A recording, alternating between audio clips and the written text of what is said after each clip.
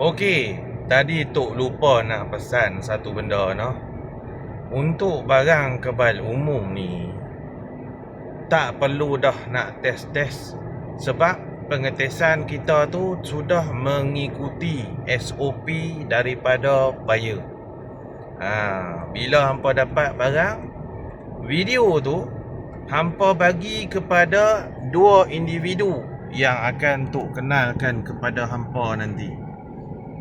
Kan? Okey, jadi masa sebelum ni kita pernah kenalkan satu individu, satu runner lah, runner yang dah lama duk main benda-benda macam ni. Tapi dia sibuk lah. Dia sibuk dengan kerja dia bekerja sekarang ni di Singapura. Jadi agak sibuk. Jadi sekarang ni kita bagi new broker yang boleh diharap buat kerja. Dan dah tentulah mereka pun ada duit. Bukan mereka buat percuma. Sebab tu orang nak run barang untuk kita. Kalau percuma-percuma orang tak mau. Jadi barang ni bila hampa dapat, jangan duk test-test dah. Ni ada setengah orang ni suka duk test-test. Memang tu ada bagi tahu boleh test unlimited, boleh test. Tapi kalau nak pakai sendiri, sebab kalau nak test-test ni 2-3 kali test dia cemui. Dia bosan dah. Dan dia bosan tu dia main yakin kan. Pakai terus. Jadi lagi sebulan, 2 bulan, setahun, 2 tahun, 10 tahun baru nak jadi tembak menembak. Masa tu dia jadilah mustajab. Tapi kalau untuk buat jual-jual ni, jual beli jangan duk test. Ambil senyap-senyap, video hantar dekat runner dan ikut arahan runner. Lagu mana nak buat. Lepas raya kita akan sama-sama dengan Tok Muda berjumpa buyer di Kuala Lumpur.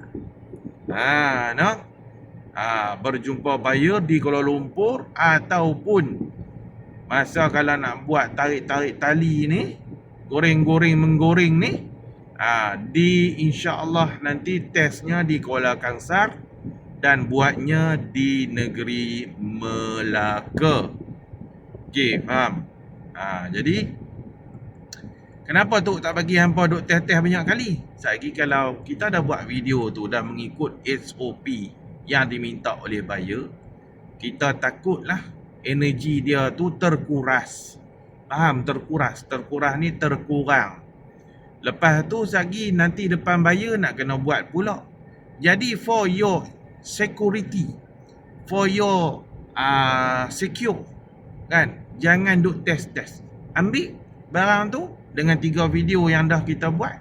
3 video tu hantar pada buyer dan buat untuk urusan jual beli.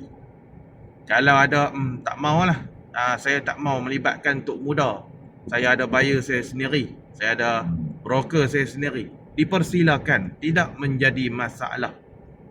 Cuma bukan apa, bersama dengan Tok nanti, orang yang nak test potong rambut tu adalah orang kita. Adalah orang kita. Orang kita yang mana dia sudah belajar cara untuk potong rambut mengikut SOP yang sebenar sebagai seorang runner. Okey? Jadi kalau hampa nak ikut broker lain, runner lain, dipersilakan. Kan? Dipersilakan. Nak potong pun ada cara bang. Bukan main potong. Kalau main potong saja, kita boleh suruh anak kita potong. Kita boleh suruh bini kita potong. Petakan akar rambut kan. Dia ada orang dia yang boleh buat benda ni. Okey? Itu saja daripada Tok. Assalamualaikum.